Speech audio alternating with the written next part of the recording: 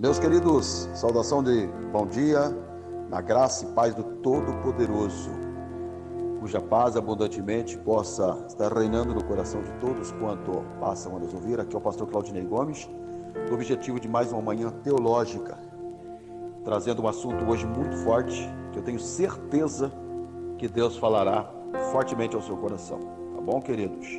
Pegue esse assunto depois, compartilhe com simplesmente todos, tá bom? Todos os seus contatos. Muitas pessoas precisam ver o que eu vou falar aqui. Eu tenho aqui algo muito forte, algo muito sério. Todo domingo de manhã, nós estamos trazendo aqui essa manhã teológica. Então seja muito bem-vindo aos novos amigos que estão aí chegando. E eu tenho certeza que o nosso objetivo é fazer com que Deus seja glorificado através de vidas edificadas pela instrumentalidade da sua poderosa e inerrante palavra. Hoje eu quero tomar em mãos o exemplar da Bíblia Sagrada, ficando com a carta do apóstolo Paulo dirigida aos crentes que se encontravam em Éfeso, ou como carinhosamente você queira ver, Efésios. Nós vamos pegar o capítulo 6 e vamos lá olhar o versículo de número 12, Efésios 6 e 12. A Bíblia diz assim,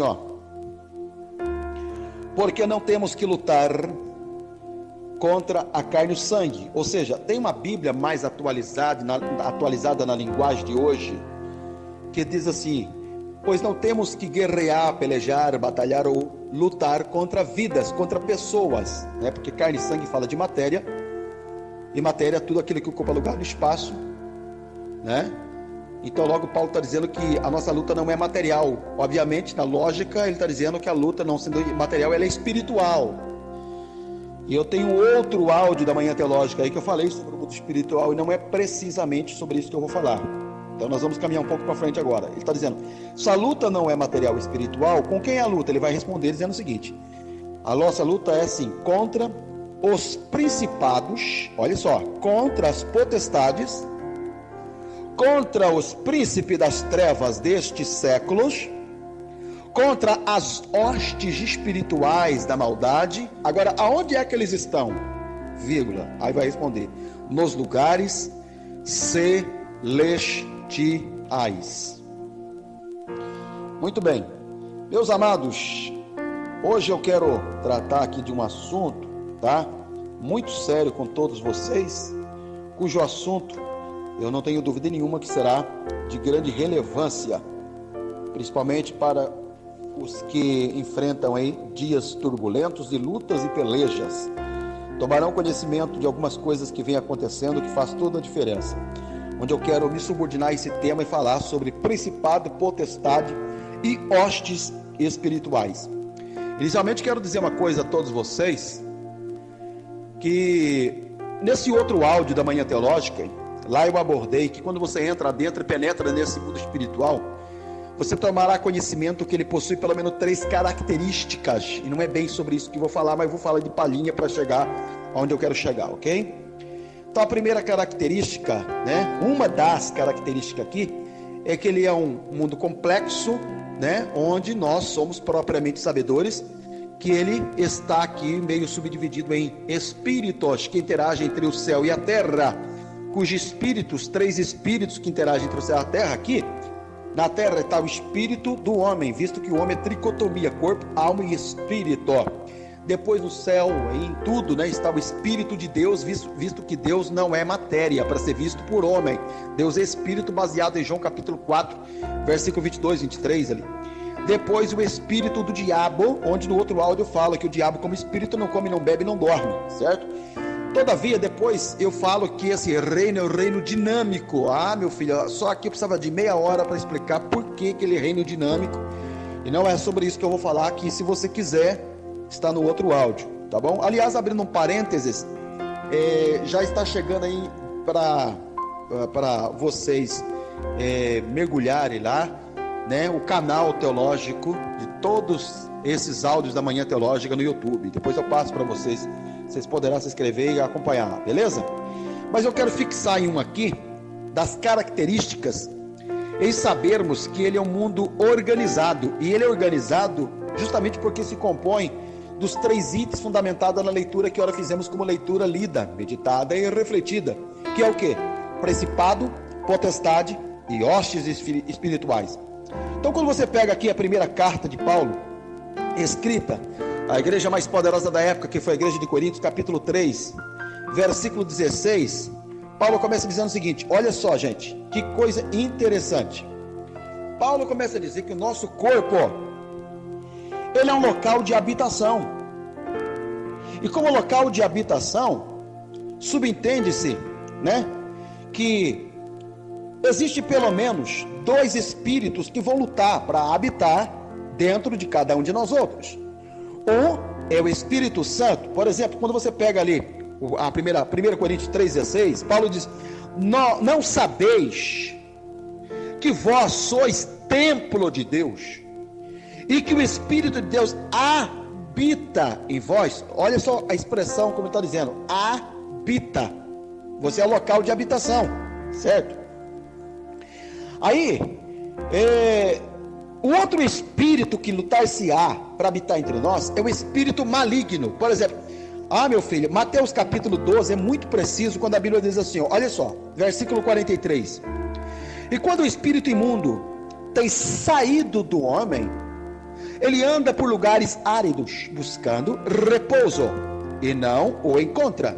Aí você pega o verso 44 e diz: então diz, voltarei para a minha casa, de onde saí, e voltando acha desocupada. Esse é o perigo de casa desocupada. Mas vamos lá, varrida e adornada. Aí você vai para o 45 e diz: então vai e leva consigo outros 7 espíritos piores do que eles, entrando, olha lá, habitam ali. Veja que você é um local de habitação e eles vão habitar. E são os últimos atos desses homens piores do que os primeiros. Por isso que quem está na igreja desvia. Se ele fumava antes, agora ele fuma muito mais. Se ele bebia antes, agora ele bebe muito mais. Se ele pecava antes, agora ele vai pecar muito mais. Isso é desastroso e faz-se necessário observar como a Bíblia se cumpre, partindo desse princípio, conforme a leitura que estamos fazendo aqui, queridos. A coisa é seríssima, tá? Então eu desenhei aqui de forma muito resumida a vocês esses 2 espíritos que lutar-se-á para habitar entre nós, dentro de nós, o Espírito Santo e o Espírito maligno, visto que nós somos local de habitação, casa, certo? Bom, então eu quero que você entenda que se uma pessoa, tá? Se uma pessoa, ela não tem o Espírito Santo habitando dentro dela, ela vai levar 3 desvantagens para o outro morador, para o outro habitante, chamado inimigo. Quais são as 3 vantagens? Desvantagem número 1. Desvantagem número 1. Primeiro, o inimigo vê você, mas você não vê ele. Eles estão no mundo invisível, gente, tá? Eu até fico pensando aqui, se Deus fizesse esse mundo invisível ficar visível, quem é que você encontraria do seu lado? Vocês não têm ideia o que ia aparecer no beco, valada, avenida, praça, nos prostíbulos, nos bares, né? E aí vai. Meu filho. A segunda desvantagem que uma pessoa que não tem o Espírito Santo vai levar para o inimigo é o seguinte, gente: ele é mais forte do que qualquer ser humano na terra. Para vocês terem uma ideia, gente, a Bíblia diz em Lucas 10 e 18, a Bíblia diz: eu vi Satanás como um raio cair da terra. Quando você olha para Gênesis 1:1, a Bíblia diz: no princípio criou Deus os céus e a terra, né? Agora quando você vai para o verso 2, ela diz: a terra era sem forma e vazia. Ora, há um espaço que divide Gênesis 1:1 e Gênesis 1:2 que ninguém é capaz de descrever, porque em Gênesis 1:1, esse ser perigoso que eu estou falando aqui, ele é um querubim ungido, todavia no verso 2 ele é derrubado, e a expressão que se dá aqui, se a gente emendar o quebra-cabeça aqui, é que vai descompactar a terra com a queda dele, para você entender a força que ele tem, gente, tá? A terra descompactou com a queda dele, e é por isso, tá? Que é um perigo tentar medir força com ele sem o Espírito Santo. Vai levar uma queda feia. A terceira desvantagem que uma pessoa leva para o inimigo se não tiver o Espírito Santo é que você é a casa e ele é o morador. Ou seja, é como você sendo o carro e ele é o motorista. Quem dirige quem? Entendeu aonde eu quis chegar? Agora, para a gente tentar chegar aonde eu quero chegar aqui, faz-se necessário observar, né, que o Espírito Santo é importante habitar entre nós. Porém, se o Espírito Santo habitar em você, então agora você não leva desvantagem. Você vai ter 3 vantagens diante desse inimigo. 3 vantagens. Qual é a primeira? É verdade, é notável, é real que você não vê o inimigo. Mas agora é o seguinte: eu não vejo inimigo, por ele está no mundo invisível. Mas o Espírito Santo que está em nós consegue ver ele. Entendeu agora? Opa! Agora eu sou guiado, gerenciado, conduzido, não é por mim, mas pela presença do Espírito Santo. Qual é a segunda vantagem? Ele era mais forte do que qualquer um de nós, o inimigo. Sim ou não? Sim. Agora, veja bem, se ele é mais forte do que nós, até que o Espírito Santo veio habitar em nós. Porque a Bíblia diz lá em Romanos capítulo 16, versículo 20, que o Deus de paz esmagará em breve Satanás debaixo de vossos pés. Quem é mais forte aqui? Glória a Deus, né? A terceira vantagem, uma vez que o Espírito Santo vem habitar em nós, que levamos diante do inimigo, é o seguinte: assim como dois corpos não ocupam o mesmo lugar no espaço, você não será literalmente ocupado por dois moradores habitando dentro de você, meu filho. Ou seja, isso significa dizer que você tem um ou tem outro. Isso significa dizer que no momento em que o inimigo tenta apoderar de você, o Espírito Santo simplesmente vai dizer: alto lá, Satanás, não atravesse a porteira, não abra o portão, porque a casa já está habitada, a casa já está ocupada. Por isso que eu fiz aquele expressão do versículo que diz: ele vem e acha a casa desocupada, mas se achar ocupada, não tem como ele entrar. Amém? Agora, eu faço uma pergunta aqui: quem é que habita dentro de você aí? Quem é que habita dentro do seu ser? Quem é que habita dentro do seu coração? Responda para você aí, tá bom? Bom, vamos continuar um pouco para frente, que a coisa vai pegar aqui, tá? Preciso falar verdades fortes aqui. Como nós somos propriamente sabedores que o inimigo, ele é o quê? Ele é estrategista, ele é inteligente, né? Ele trabalha de forma sorrateira, onde nem sempre, sendo o diabo, ele vem como diabo, né? Ele vai vir como coelhinho de estimação, como gatinho, para pular no seu colo, fazer você acariciá-lo, dizendo: que lindo, que belo, que bonitinho, gente. Não é assim? Nós temos que tomar literalmente conhecimento de alguns pontos cruciais, onde eu vou abordar aqui pelo menos 3 pontos, conforme eu utilizei, da leitura, sendo que a primeira característica, uma das características desse mundo espiritual que eu falei, que está o quê? Fundamentado na organização que eles têm de ser principado, potestade e hostes espirituais, gente. E eu passo a falar disso aqui agora.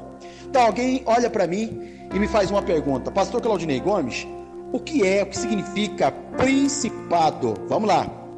Primeiro você tem que entender que ele atua, conforme a leitura que eu fiz a vocês, nas regiões celestiais. Ou seja, muita gente sabe, tanto quanto eu, uma vez que estudamos, que quando a gente fala assim, cujo território, ele é um príncipe. Ou seja, então, teologicamente, nós somos sabedores de 3 céus. Quais são eles? Primeiro, céu das nuvens. Segundo, céu dos astros, esse complexo e misterioso universo. Terceiro, é o céu de Deus. Ok. Bom, entre nós e este céu de Deus, o poderoso mundo metafísico, existe, a camada pela qual nós somos sabedores da camada atmosférica, estratosférica e ionosférica, onde estão alojados esses demônios. E o principado, cuja palavra significa espírito que está na natureza do ar. Não obstante isso, principado aqui quer dizer, primeiro, comandante. Quem é ele, pastor? Seu nome é Lúcifer. Então alguém vai me perguntar: pastor, o que é Lúcifer? Quem foi Lúcifer? Presta atenção, querido. O nome é de uma origem latina, que significa o quê? Portador de luz, ou significa aquele que brilha, O seu nome ele foi adaptado da Vulgata do vocábulo latino para um dos vários nomes dele, entre os nomes pelas quais no outro estudo eu falo lá de 20 nomes, seus respectivos significados, que eu não vou abordar aqui, mas um deles sendo o que? Satanás, que significa o que? Significa diabo, demônio, inimigo. Ele é perigoso, não se ousa desafiá-lo, E aí vai. Então, no caso de Lúcifer, antes de ser expulso do céu, havia esse nome, Lúcifer. Então esse nome cai propriamente antes dele ser expulso do céu. Por exemplo, Isaías 14, verso 12, a Bíblia diz assim: como caíste do céu. Agora dá uma olhadinha a expressão conforme a Bíblia vai desenhar ele. Ó estrela da manhã, filha da alva, como foste lançado por terra, baseado em Lucas 10 e 18, diz assim, ó, tu que debrilhava as nações. Então só para você entender um pouquinho quem foi a figura aqui, meu filho, tá? O bicho é perigosíssimo, tá? Então ele foi um querubim ungido, que tinha uma conexão na área musical, né? Em cada lugar, nós somos sabedores que existe o quê? Uma força espiritual comandada por ele, tá? Existe um demônio perigoso que atua no nosso solo pátrio chamado savana, tá? São seres perigosos, comandados, que vêm ser seres que estão subordinados por ele, tá? Para a ação de matar, roubar, destruir, baseado em João 10 e 10, tá?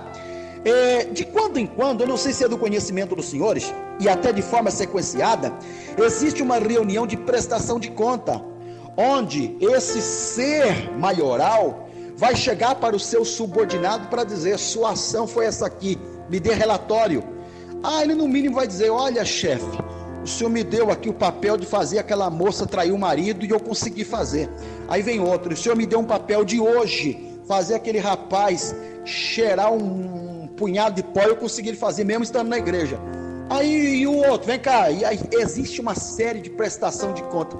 Se a igreja pudesse entender um pouco mais sobre isso e ativar sua conexão com Todo-Poderoso, meu querido, eu não tenho dúvida nenhuma que uma vez que a igreja estivesse de forma uníssona dando as mãos, vivendo a comunhão plena, real com Deus, uma vida de unicidade com Todo-Poderoso, e até demônios com cara lavada, tá? Com cara de vergonha na hora da prestação de conta, dizendo: chefe, o senhor mandou exatamente fazer isso com aquela mulher, mas quando eu alvorocei para a mente dela, ela se fechou, se trancou, colocou o capacete da salvação, fechou a porta, foi orar, eu fiquei sem saber o que eu fazia, fiz aquele homem ofender a mulher, ele falou: não, eu não vou lutar contra ela, porque a minha luta não é contra a carne e o sangue. Foi orar, ele deu um abraço nela, eu fiquei meio sem saber, fui tentar pegar aquele rapaz para rebeliar, ele falou: não vou fazer isso.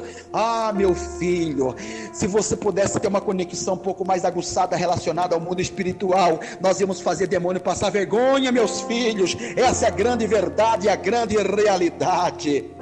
Porém, eu quero que você entenda e compreenda que existe, tá, em determinados horários, em muitos desses demônios que saem percorrendo aí por beco valado, ruas, avenidas, lugares, e a gente não vê, eles estão no mundo invisível. Todavia os animais, tá?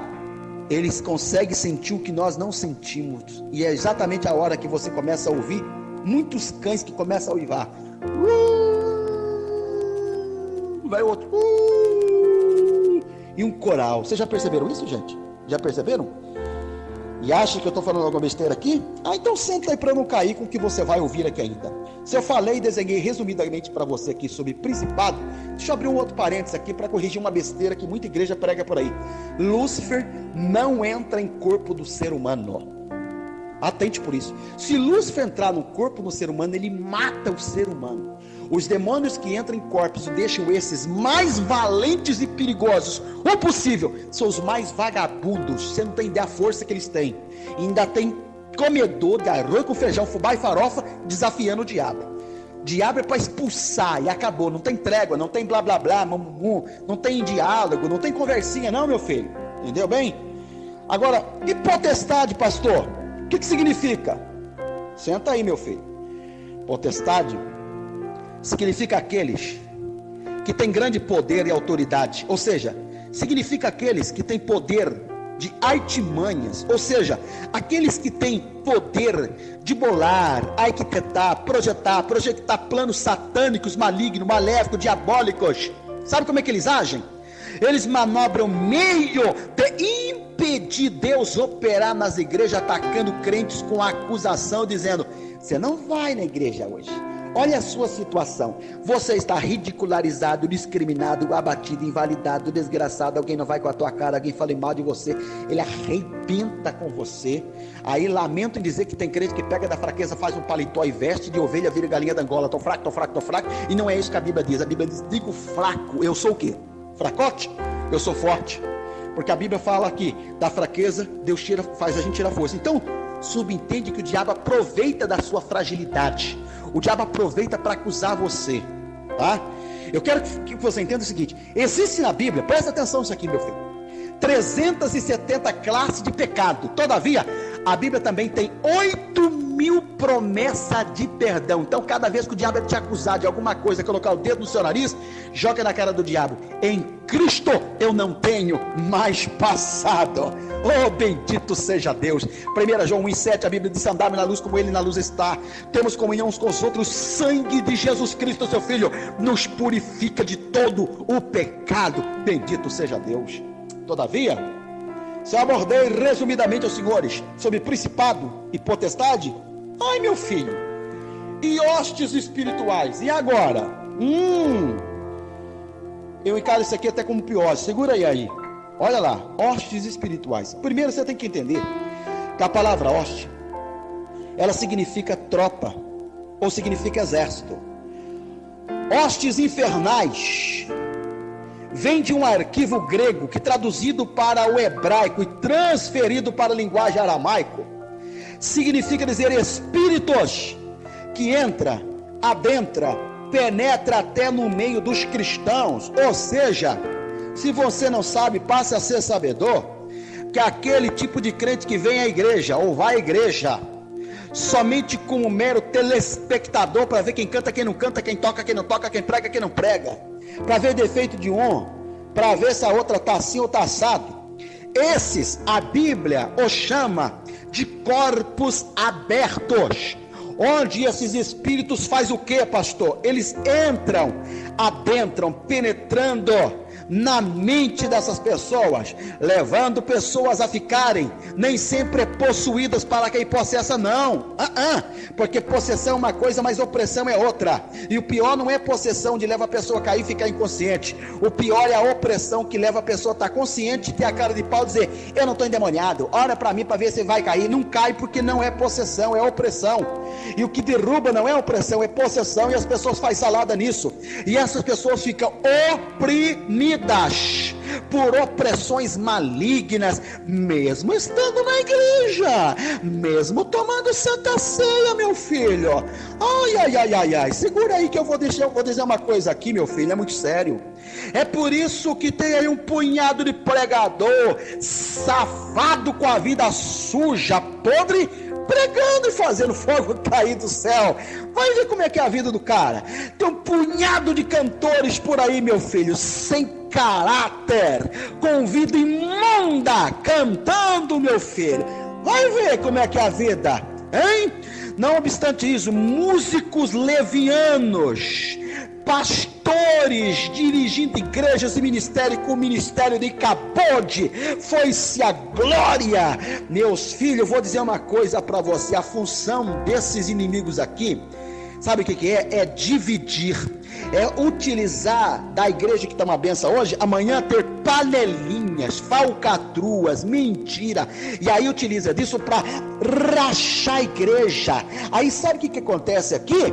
Eu iniciei na ponta de cima do versículo, fui lá embaixo para voltar em cima de novo e concluo com isso aqui. Quando acontece isso aqui, a nossa luta, ela vai, em vez de ser no mundo espiritual e não ser contra a carne e o sangue, esses demônios conseguem arrancar o foco das pessoas lutarem contra o mundo espiritual para lutarem entre si, e a luta passa a ser contra a carne e o sangue. A luta passa a ser com pessoas se guerreiam, pessoas se batalham, pessoas se pelejam, pessoas se opõem contra as outras, guardam raiva, são inimigas, guardam ódio, são pessoas fofoqueiras, linguaruda, chafurdenta. A coisa caminha assim, não é no mundo, é lamentavelmente dentro da igreja. As pessoas não percebem que o inimigo é estrategista para fazer o que está fazendo. Que Deus tenha misericórdia, que Deus tenha misericórdia.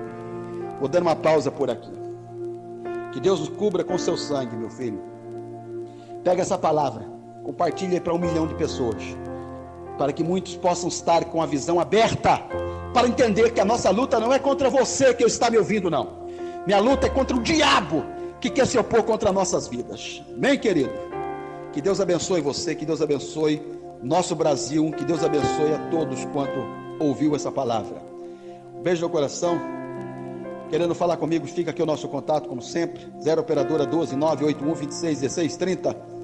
Finalizo abençoando você e toda a sua casa, e até domingo que vem, com mais uma manhã teológica, querendo Deus.